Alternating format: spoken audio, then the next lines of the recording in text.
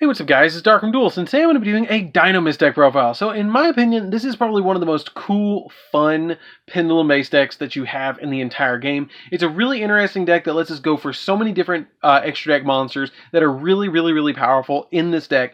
You have all sorts of access to Cyber Dragon Infinity, Utopia Double, Bahamut Shark, totally awesome. Like, you have so many cool extra deck monsters that you can go into this deck. And it's a really cool, fun pendulum deck. I really feel like this deck is really underrated, and that's why I want to do a deck profile of it. It's super budget, and let's get into this. But before we do, don't forget to like, comment, subscribe.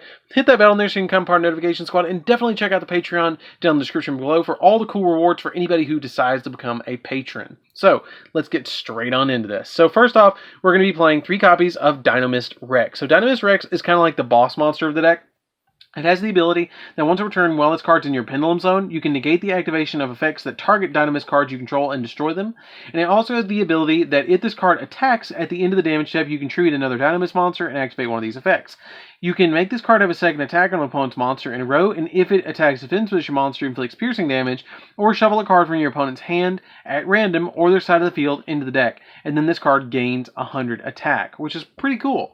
Then we play 3 copies of Dinomist Brachion. Brachion is a really cool card because once per turn, when a card or effect, or when this card's in your pendulum zone, you can negate the activation of card effects that target another Dinomist card and destroy that card. And then if you do not control a Dinomist monster in your main monster in your monster zone, and your opponent controls a monster that has highest attack on the field, even if it's a tie, you can special summon this card from your hand. So it's an instant free special summon to your side of the field, which is really good. Then we play 3 copies of Dinomist Ceratops. Ceratops is a really interesting Dinomist card that has the ability that if another Dinomist from cards you control would be destroyed by battle or by an opponent's card effect, you can destroy this card instead. And if all monsters you control are Dinomist, minimum 1, and you control a non-Dinomist Ceratops, and you don't control another Ceratops, you can special summon this card from your hand, which is really cool to bypass that pendulum effect that you have to match up those pendulum scales. For the last level 5 Dinomist that we play 2 copies of Dinomist Spino. Spino is actually one of my favorite Dinomists, but I can't justify playing it any more than 2. But its effect is that if another Dinomist card you control would be destroyed by battle or by card effect, you can destroy this card instead. You can contribute another Dinomist monster to activate one of these effects. Either this card can attack your opponent directly, or this card can make a second attack during each of your battle phases. Now, I thought about it playing this card at 3, but I really wanted to play the copy of Rex at 3. So it's either 3 Rex or 3 Spino to me. I wouldn't play 3 and 3. It's just too many high levels. 11 high levels is just fine, but the 12 is just way too many for the Dinomist. We do actually play a couple of other cards in the deck that are really good high level cards, but we just needed that ratio. So we play 3 copies of the Dinomist Petran. This card is a really good card that has the ability that when it destroys an opponent's monster by battle, you can add a Dinomist from your deck to your hand. And it also has the Pendulum Scale 3 effect that if another Dinomist card you control will be destroyed by battle or by card effect, you can destroy this card instead. We play 3 copies of Dinomist Pelios. This card is a super interesting Dinomist card that if all face-up monsters your opponent control lose 100 attack defense for each Dinomist card you control, which can be up to 600 attack points per copy of this, which is really cool. And then it has the Pendulum 6, or Pendulum Scale 6. All the Pendulum Scale 6s share the ability that once per turn, when a Dinomist card you control is targeted, you can, when this card in the Pendulum Zone is targeted, you can negate the activation, and if you do destroy that, if it destroys another, or if it's going to target another Dinomist card, which is really cool. And then for the tech cards that we're playing here is 3 copies of Speedroid Passing Glider. This card is just here for the scales. You play for the scales, and then once per turn you can send a Speedroid tuner. You're never going to activate its Pendulum Scale effect, but the main monster effect is if there are no monsters on the field, you can special summon this card from your hand, and you can only special summon it once per turn, which is the big effect that you're going to be able to use this card. All this card to be able to special summon it. It's better than Cyber Dragon in here because it has a little bit more attack, and the Pendulum Scale is a little bit better as well. Then we play a single copy of Rescue Hamster. Rescue Hamster is a 1-up to me in this deck. I would probably always play Rescue Hamster at 1. You can manage this card from your Pendulum Zone and then add 2 face-up Pendulum monsters from the same name for your X deck, and you can only use its effect once per turn. It's just to bypass that effect of having to special summon to a Link Zone. It just bypasses that. And if this card is normal summon, this turn you can have a face-up level, and you have a level face-up level 5 or lower Pendulum monster in your extra deck. So literally any of your Dinomist cards. in your extra deck, you can choose one of those level 5 monsters and add 2 from your deck, or special summon 2 from your deck with the same name as that card, which is really cool to be able to do. And then we play 3 copies of Ash Blossom for our last 3 main deck monsters. So that's it for the main deck monsters. Let's get into the spells.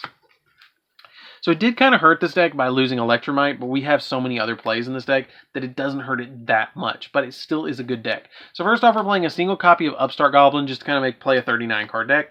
A single copy of Double or Nothing because it's really easy to put 2 level 4s on the field with this deck to be able to go into Double or Nothing and Utopia Double. 3 copies of Instant Fusion because this card helps us get out our copies of like Millennium Eyes, Thousand Eyes, Panzer Dragon, and our Rare Fish, so we can go into our Cyber Dragon Infinity Utopia Double, or we can go and gobble up an opponent's monster or negate a hand trap.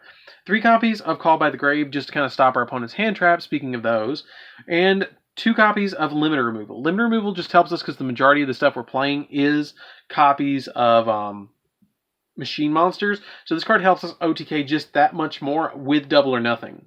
Then, for the last 3 spells, we're going to be playing 3 copies of Dinomist Charge. Dinomist Charge lets us, when it's activated, you get to add a Dinomist monster from your deck to your hand. And then once per turn, if a Dinomist card is added from your field to your extra deck, you can add one of those cards from your to your hand.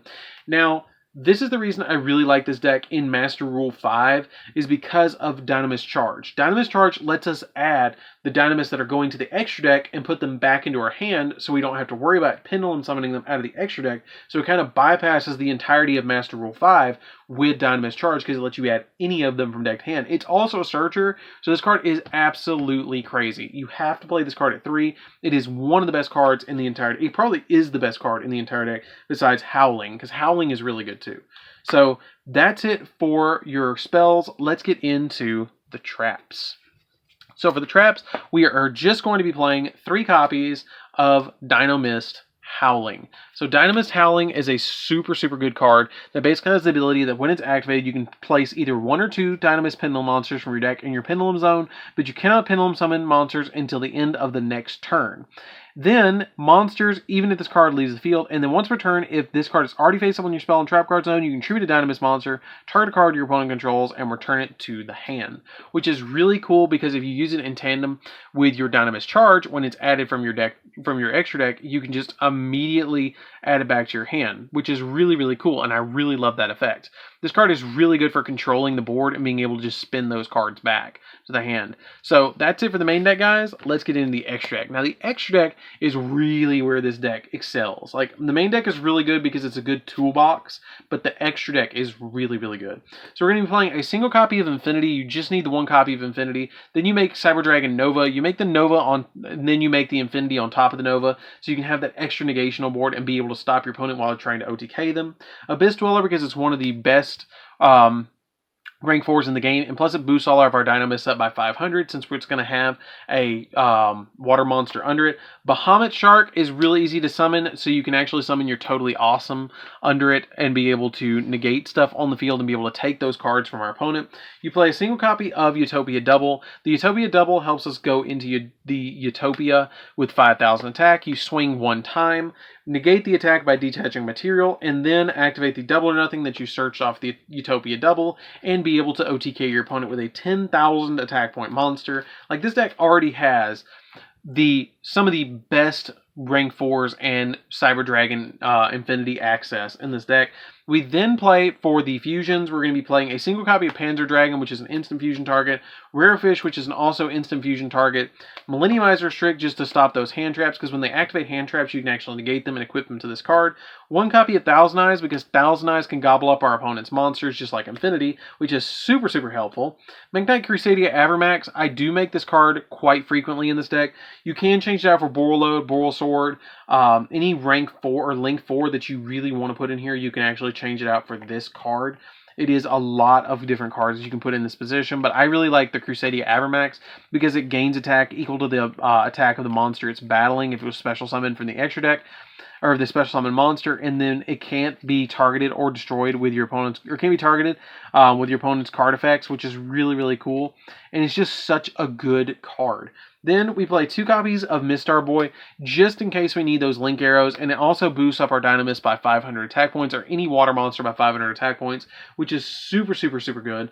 And then we play a single copy of Linkuriboh as well. The Linkuriboh is just here for the Thousand Eyes and Millennium Eyes, so you can link them away, summon Linkuriboh, you have the arrow, and then you can be able to go from there, which is really, really, really, really helpful. You can actually link it away for your Crusadia Avramax. Usually I'll go for Avramax or I'll go for Infinity first turn with like a set Howling or something like that, and I am set up for the game. So that's it for the deck, guys. I hope you enjoyed this one. It is a super budget for the most part, except for a couple of cards in the extra deck. I would have to say probably Avramax could be changed out if you didn't want to play the Avramax. And if you did want to drop these, you could drop these, play another Infinity Nova package, or Volcasaurus Gaia Charger if you wanted to go that route.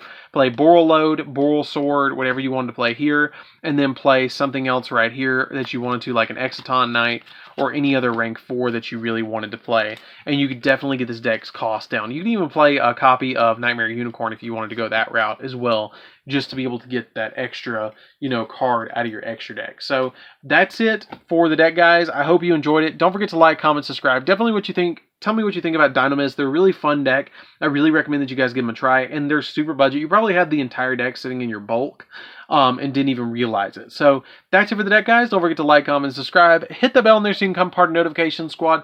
Definitely tell me what you think of this video down in the comments down below. Check out the Patreon so you guys can see all those really cool rewards that we have for every single one of our patrons. And I'll see you guys in the next video. See you around, guys.